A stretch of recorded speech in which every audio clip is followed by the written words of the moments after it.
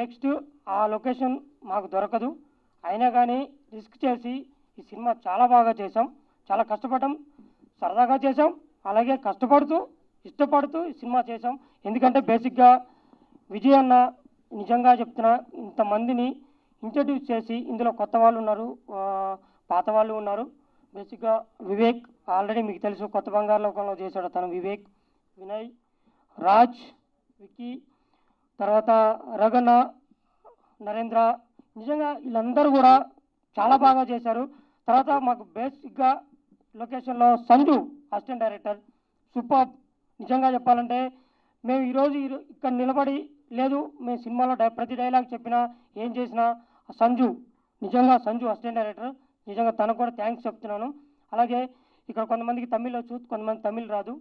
తమిళ్ రాని వాళ్ళకి పక్కకెళ్ళి డైలాగ్ చెప్తూ నేర్పిస్తూ మాకు పక్కనే ఉండి ప్రతిదీ కూడా విశ్లేషించి చక్కగా మాకు చెప్పినటువంటి సురేష్ అన్నకి నిజంగా చాలా థ్యాంక్స్. సురేష్ గారు మా కోఆర్డినేటర్గా వర్క్ చేశారు.